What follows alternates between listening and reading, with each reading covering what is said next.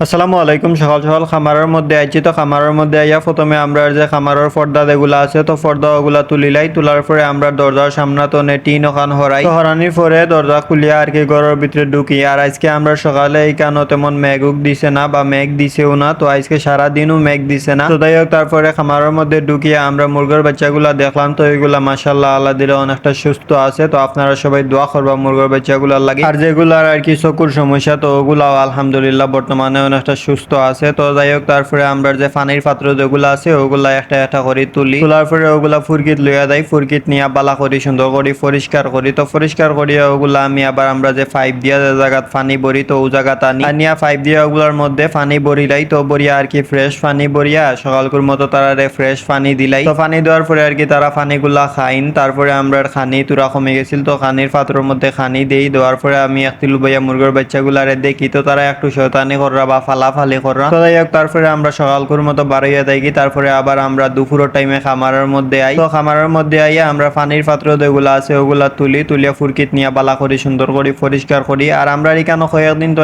আর কি দেখলাম যে আমরা মুরগের বাচ্চা যেগুলো আছে তো এগুলোর পায়খানাতে একটু সমস্যা হয়। তো তেমন বেশিও সমস্যা হন না। তারপরে আমরা আর কি একটু সচেতন হইয়া আর কি আগে তো একটা ছোট ট্রিটমেন্ট দেওয়াত লাগি গেছি। তো ট্রিটমেন্টটা হইলো কি আমরা যে মুরগের বাচ্চাগুলার পায়খানার যে সমস্যা হয় তো পায়খানার সমস্যা লাগে আমরা কিছু আর কি আমরা প্রাকৃতিক পাতা দিয়া আর কি দেই। তো আমরা এখানে সফল পাতা একটা আছে তো সফলের পাতা দিয়া একটা আমরা বালা করি সুন্দর করি ব্লেন্ডার করি। তো ব্লেন্ডার করিয়া পেস্ট লাগান বানাইয়া তারপরে পানির লগে মিক্স করি আর কেউ পানি খাইতে দেই। আর আপনারা যদি মুরগের বাচ্চা কোনোটা এরকম পায়খানার জনিত কোনো সমস্যা হয় যে কোনো সমস্যা তো আপনারা আর কি সফল পাতা একটা আছে তো খসমা যে পাতা তো খসমা পাতা একটা গ্লো কাটিয়া একটা ব্লেন্ডার করি পেস্ট করে লিবা। করার পরে আর কি 4 চামচ দিয়া বা 1 কাপ পরিমাণ আর কি আমরা আপনারা 3 লিটার 4 লিটারের মধ্যে দিলাইবা। তো 4 যে কাপ যে একটা আছে তো একটা দিয়া 3 লিটার বা 4 লিটারের মধ্যে দিলাইলে একটু খাইলে তারা ইনশাল্লাহ সুস্থ হয়ে যাবা। তো 2-3 দিন একটা দিবা। তো যাই হোক আমরা তারপরে পানির লগে মিক্স করি আমরা দুপুরের মধ্যে আর কি আমরা ঔষধটা দিলাই। তো দেওয়ার পরে আমরা আর কি দুপুরে বাড়াইয়া যাই কি। তো তারপরে আমরা আবার বিকালে খামারের মধ্যে আই। তো বিকালে আইয়া আমরা পানির পাত্র যেগুলো আছে ওগুলা তুলিলাই। তো পানির পাত্রের মধ্যে ঔষধ রয়েছিল তো তারা প্রায় খাইলিছইন। তো খাওয়ার পরে তুরা রয়েছিল তো এগুলা ফালাই দেই। তো তারপরে আমরা